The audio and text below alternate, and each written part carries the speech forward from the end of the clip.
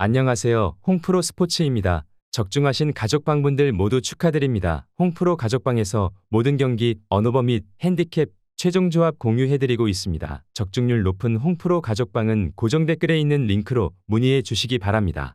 2월 10일 새벽 해외 축구 4경기 분석 시작하겠습니다. 먼저 아탈란타 대 크레모네세 경기 알아보겠습니다.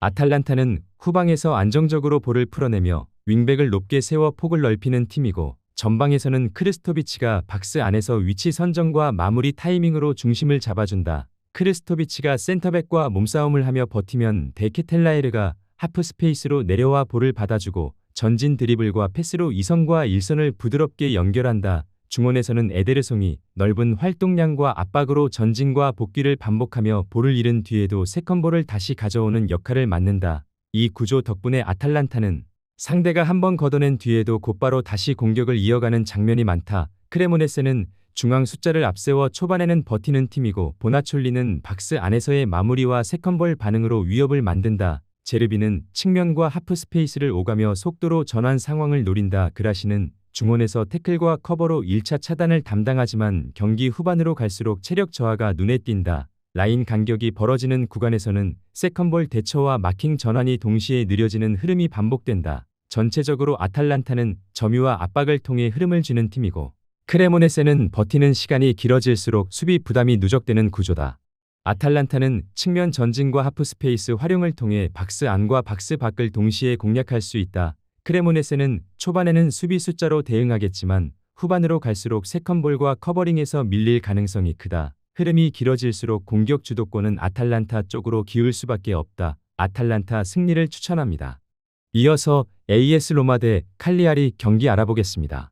AS 로마는 전방에서 일선이 수비를 끌어내는 움직임이 적극적이고, 그 뒤 공간으로 퍼거슨이 박스 안으로 늦게 침투하며 마무리와 연계를 동시에 노리는 구조다. 퍼거슨은 하프 스페이스에서 볼을 받거나 수비 뒷공간으로 들어가며 득점 루트를 만든다. 엘샤라위는 측면에서 시작해 안쪽으로 파고드는 움직임이 좋고, 중거리 슈팅과 스루패스로 공격 변화를 만든다. 좌측에서 폭을 넓히다가도 순간적으로 중앙으로 좁혀 들어와 수비 시선을 흔든다. 마니코네는 중원에서 압박을 버텨내며 빌드업 방향을 바꾸는 역할이 핵심이고, 전개가 막힐 때 흐름을 다시 살린다. 윙백들은 타이밍을 맞춰 오버래핑에 가담하며 측면 숫자 우위를 만든 뒤 다시 중앙으로 볼을 되돌려 마무리 각을 만든다. 수비 시에는 수비 라인이 간격을 좁히고, 코네가 전방에서 1차 차단을 맡아 역습을 억제한다. 칼리아리는 최전방 킬릭소이가 몸싸움과 침투를 병행하며 버텨주는 역할을 하고, 중원이 공을 잡으면 뒷공간을 동시에 노린다. 지토 루본보는 측면에서 스피드와 드리블로 전진하며 1대1 돌파 후 크로스를 시도한다. 아도포는 중원에서 수비와 빌드업 연결을 맡지만 강한 압박을 받으면 전개가 단선적으로 끊긴다. 수비에서는 라인을 박스 근처로 내리고 버티는 시간이 길어지며 측면과 하프 스페이스 커버가 동시에 느려지는 약점이 반복된다. AS 로마는 코네의 방향 전환을 통해 공격 흐름을 살릴 수 있고, 엘샤라위와 퍼거슨의 하프 스페이스 침투가 반복되면 수비 선택지를 흔들 수 있다. 칼리아리는 전방 압박을 받는 순간 롱볼 비중이 높아지며 세컨볼 싸움에서 밀릴 가능성이 크다. 전체 흐름은 AS 로마가 점유를 가져가며 압박하는 그림이 유력하다. AS 로마 승리를 추천합니다. 영상은 잘 보고 계신가요?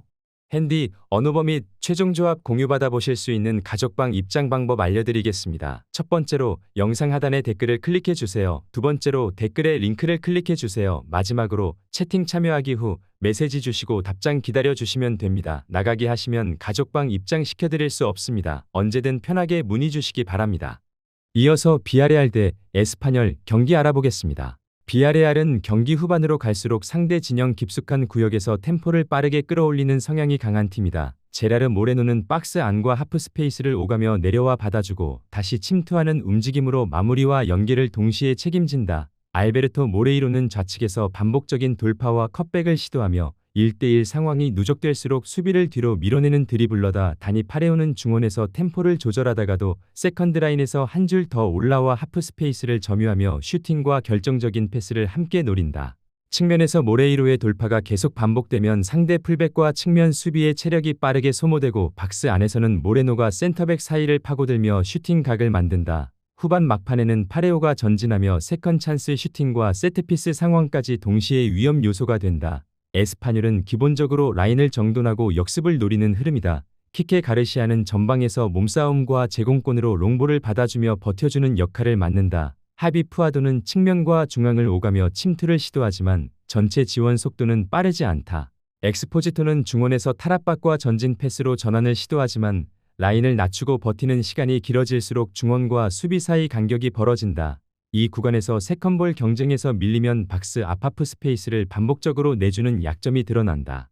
비아레알은 시간이 지날수록 측면 돌파와 컷백 빈도를 높이며 상대 진영 깊은 구역에서 압박 강도를 끌어올린다. 에스파뇰은 버티는 시간이 길어질수록 간격 관리와 세컨볼 대응이 흔들릴 가능성이 크다. 후반으로 갈수록 비아레알 공격 패턴이 더 또렷해지는 경기다. 비아레알 승리를 추천합니다. 이어서 셰필드 유나이티드 대 미들즈브러 경기 알아보겠습니다. 셰필드 유나이티드는 최근 빡빡한 일정 속에서 체력 부담이 누적되며 수비형 미드필더가 과도하게 라인 아래로 내려오는 장면이 반복되고 있다. 이로 인해 2선과 3선 사이 간격이 눈에 띄게 벌어지고 중원 압박이 한 번에 무너지는 흐름이 자주 나온다.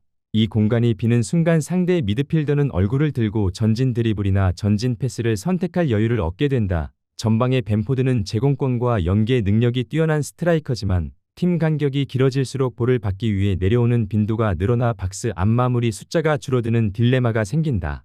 오헤어는 활동량과 하프 스페이스 침투로 공격 템포를 끌어올릴 수 있지만 중원 압박이 느슨해질 경우 공을 잃었을 때 위험 전환이 커진다. 하메르는 중거리 슈팅과 방향 전환 패스로 변화를 줄 수 있으나 수비 커버까지 동시에 맞다 보니 라인이 한번 끊겼을 때 복귀 속도가 늦어지는 모습이 나온다. 결국 셰필드 유나이티드는 체력 저하와 구조적 불균형이 겹치며 수비 블록 앞 공간을 상대에게 과도하게 내주는 흐름이다. 미들즈브러는 중원에서 안정적으로 균형을 잡은 상태에서 하프 스페이스를 번갈아 점유하며 공격을 전개하는 팀이다.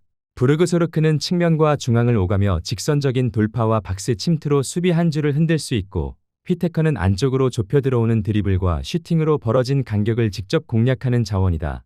해크니는 압박을 벗겨낸 이후 전진 패스와 드리블로 공격의 속도를 끌어올리며 이 패턴이 유지되면 박스 앞에서 슈팅 각이 반복적으로 만들어진다. 특히 상대가 간격을 메우지 못할수록 미들즈브러는 세컨볼과 세트피스까지 자연스럽게 연결되는 흐름을 가져간다. 셰필드 유나이티드는 체력 부담과 간격 문제로 중원 압박 유지가 쉽지 않은 상황이다.